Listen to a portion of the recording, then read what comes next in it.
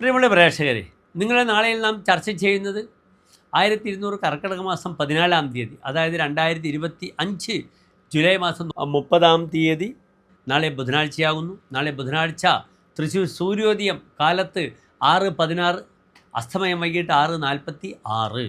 നാളത്തെ ബുധനാഴ്ചത്തെ രാഹുകാലം നിങ്ങൾക്ക് സുപരിചിതമാണ്. ഉച്ചയ്ക്ക് 12 മണി മുതൽ 1:30 വരെയുള്ള സമയമാകുന്നു രാഹുകാലം.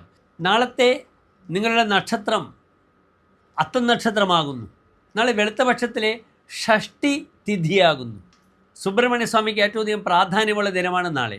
അതിനാൽ എൻ്റെ പ്രിയപ്പെട്ട പ്രേക്ഷകർ, നാളത്തെ ഈ ഷഷ്ടി തിഥിയിൽ, ഷഷ്ടി ദിനത്തിൽ സുബ്രഹ്മണ്യ പ്രീതികരങ്ങളായ കർമ്മങ്ങൾ ചെയ്യണം. ഞാൻ ഇന്നലത്തെ വീഡിയോയിൽ പറഞ്ഞിരുന്നു, നിങ്ങൾ തലേന്നാൾ ഒരിക്കലൊക്കെ എടുത്ത് എന്ത് ചെയ്യണം? കാലത്ത് സുബ്രഹ്മണ്യ സ്വാമിയെ ഭജിക്കണം.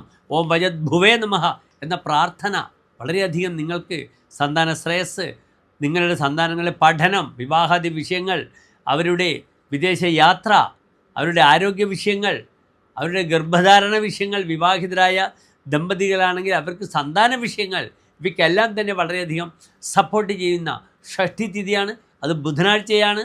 അതിനുമപ്പുറം അതിനൊരു പ്രത്യേകതയുണ്ട്. അത്തം നക്ഷത്രം ശുഭനക്ഷത്രമാണ്. അതിനാൽ ബുധനാഴ്ച അത്തം നക്ഷത്രം കന്നിരാശിക്ക് ബലമുള്ള സമയവുമാണ്. എൻ്റെ പ്രിയപ്പെട്ട പ്രേക്ഷകർ, സുബ്രഹ്മണ്യ പ്രീതികരങ്ങളായ പ്രാർത്ഥനകൾ ചെയ്യണം. വിഷ്ണു സഹസ്രനാമം ചെയ്താലും വളരെയധികം ഗുണം വരും. സന്താന വിഷയത്തിന് ഏറ്റവും നല്ല മന്ത്രമാകുന്നു വിഷ്ണു സഹസ്രനാമം. അതിനാൽ നാളത്തെ ദിനം കാലത്ത് എഴുന്നേറ്റ് വൃത്തിയായി കുളിച്ച് ശുദ്ധിയോടുകൂടി 5 തിരിയിട്ട് നെയ്വിളക്ക് അല്ലെങ്കിൽ നല്ല എണ്ണയിൽ സുബ്രഹ്മണ്യ സ്വാമിയെ ആ വിളക്കിലേക്ക് നിങ്ങൾ എന്ത് ചെയ്യണം? പ്രാർത്ഥനയിലൂടെ കൊണ്ടുവരിക. ഓം ഭജത് ഭുവേ നമഃ. നല്ല പായസം ഉണ്ടാക്കാം, അരിപ്പായസം സുബ്രഹ്മണ്യ സ്വാമിക്ക്.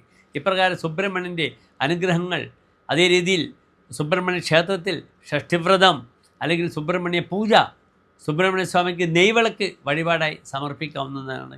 എൻ്റെ പ്രിയപ്പെട്ട പ്രേക്ഷകർക്ക്, എല്ലാ പ്രിയപ്പെട്ട പ്രേക്ഷകർക്കും ശോഭനമായ നല്ലൊരു നാളെയെ പ്രാർത്ഥിക്കുന്നു. നന്ദി, നമസ്കാരം.